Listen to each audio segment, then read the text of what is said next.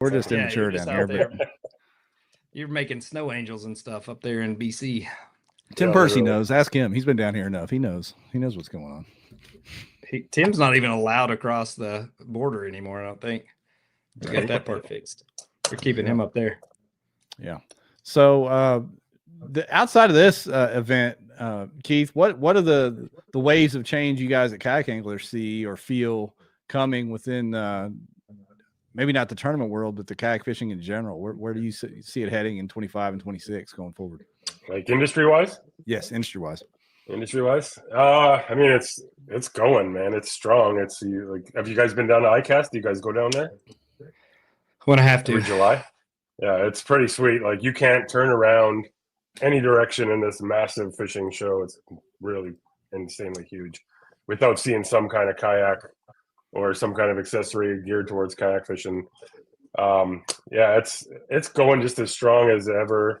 Like, obviously everyone knows during COVID and all that kind of stuff, it was just a crazy boom and boats and stuff. And now those numbers are kind of skewed because there's so many of those boats that are on that secondary market, and a lot of those cheaper brands that kind of came out from like the box stores and stuff. And people have now moved from those and they're fishing out of these secondary ones to get into better, bigger boats. And yeah, I mean, we've got new brands joining us all the time, and it's strong. Like, it's gonna keep yakking off. There we go. Oh boy.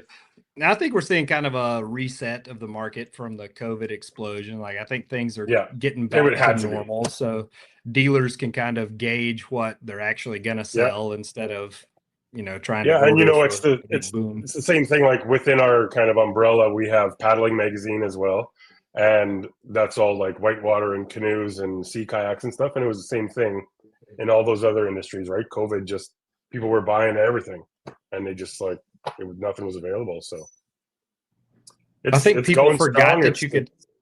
People forgot you could have hobbies, and then COVID happened. You're like, oh wait, I can do something else besides work all the time. Yeah.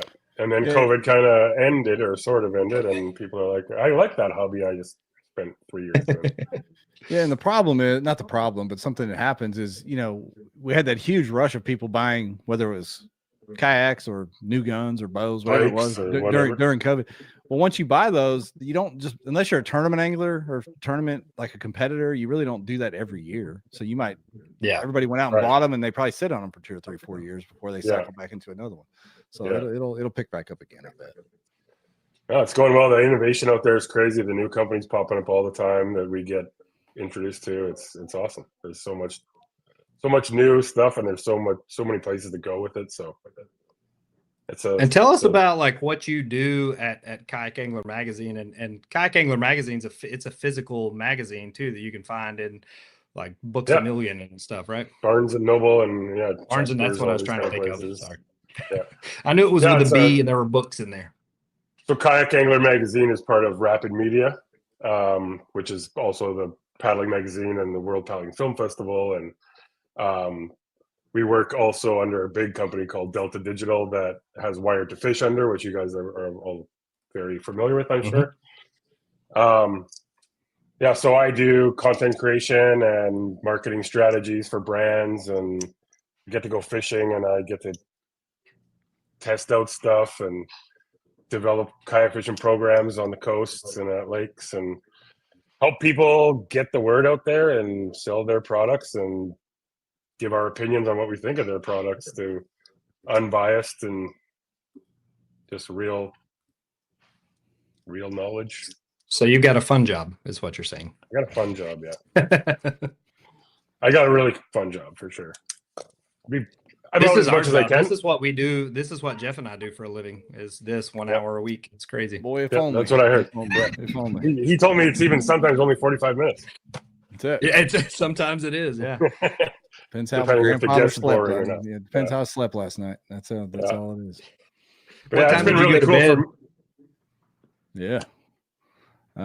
Go ahead. So, Go ahead. No, we appreciate you coming on, man. It's Kayak Angler Magazine, probably it's been around for a long time. And I know one of the reasons I got into kayak fishing to begin with was walking through a Books A Million, 12, 14, 13 years ago and seeing one on the shelf and thinking, I grew up canoeing. This might be kind of cool. And I end up, going on YouTube and everything else and buying a kayak. Man, I got a 15-year-old daughter and a 16-year-old son. And about 13 years ago, I submitted a kid's book poem kind of thing to Kayak Angler that they published for me. And that was like 10 years before I started working with them. So it's been around for a while. It's pretty cool. And we're getting bigger and kayak fishing's growing, and it's just fun to be part of. Meeting guys like you. It's even doing these Yak Off awards. But doing these Yak Off awards.